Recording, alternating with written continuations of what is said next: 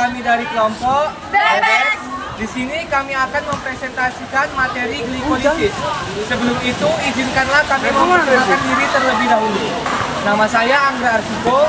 Saya Fianda Noveli Naim. Saya Almira Humaira. Saya Rizkana Hayu. Saya Nurul Alfari. Selanjutnya kita akan masuk ke dalam pembahasan. Oke, yang pertama di sini saya akan menjelaskan tentang pengertian glikolisis. Oke, yang pertama adalah pengertian glikolisis. Glikolisis adalah proses metabolisme yang terjadi di sitoplasma sel, di mana satu molekul glukosa atau C6H12O6 dipecah menjadi dua molekul asam piruvat tanpa memerlukan oksigen atau anaerobi. Proses ini menghasilkan energi dalam bentuk ATP dan NADH yang akan digunakan dalam tahap selanjutnya di respirasi sel. Oke, di sini selesailah penjelasan saya tentang pengertian glikolisis. Akan dilanjutkan ke tujuan glikolisis. Oke, selanjutnya saya akan membacakan tujuan glikolisis. Tujuan glikolisis yaitu yang pertama, menghasilkan energi dalam bentuk ATP dan NADH. Yang kedua, menyediakan bahan baku untuk tahap respirasi berikutnya. Nah, selesailah penjelasan tujuan glikolisis dari saya. Selanjutnya akan dijelaskan ciri-cirinya. Selanjutnya, saya akan menjelaskan tentang ciri-ciri proses glikolisis. Ciri-ciri proses glikolisis. Yang pertama, terjadinya sitoplasma. 2. Bersifat anaerob, yaitu tidak butuh oksigen. Ketiga, mengubah satu glukosa menjadi 2 asam piruvat. Keempat, menghasilkan 2 ATP atau neto dan 2 NADH. Selesai sudah penjelasan tentang ciri-ciri proses glikolisis dari saya. Selanjutnya adalah penjelasan tentang hasil bersih glikolisis. Nah, saya akan menjelaskan hasil bersih glikolisis. Hasil bersih glikolisis. Komponen jumlah. Yang pertama, asam piruvat 2. Yang kedua, ATP atau neto, jumlahnya juga 2. Yang ketiga, NADH, yaitu 2. Sekian penjelasan saya tentang hasil bersih glikolisis. Selanjutnya akan masuk ke proses glikolisis. Baiklah, di sini saya akan menjelaskan mengenai proses dari glikolisis. Tahap pertama yaitu fase investasi energi atau fase endorgonik. Glukosa dengan 6 karbon ditambah dengan ATP dikonversi menjadi glukosa 6-fosfat. Kemudian glukosa 6-fosfat diubah menjadi fruktosa 6-fosfat.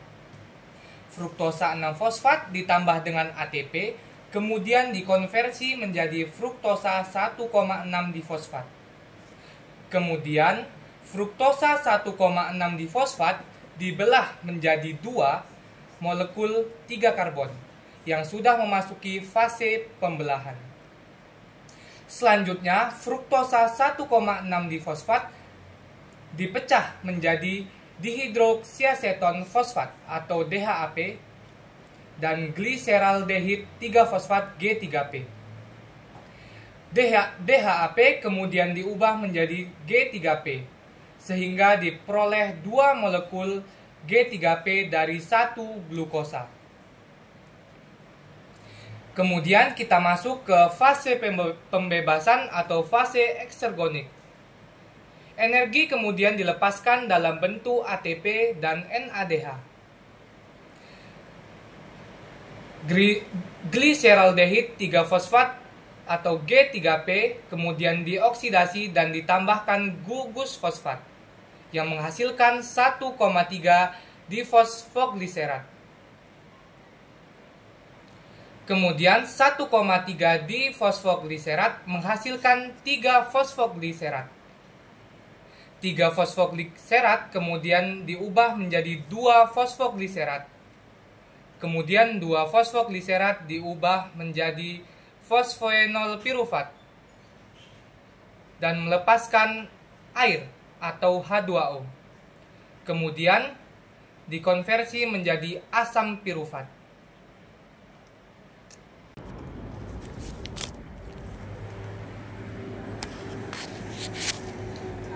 Selanjutnya kita masuk ke dalam bagian kesimpulan dari materi glikolisis ini. Glikolisis adalah tahap pertama dalam proses pembentukan energi dari glukosa.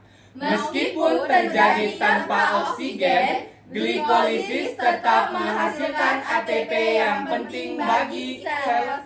Proses ini juga menjadi pintu gerbang menuju fermentasi atau respirasi aerob. Nah, sekianlah presentasi singkat dari kami mengenai materi glikolisis. See you!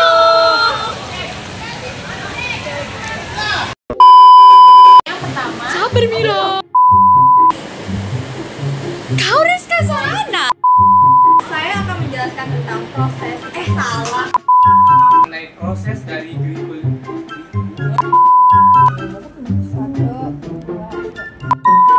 Oh ya biasa ada nggak ini deh sama-sama. Kenapa?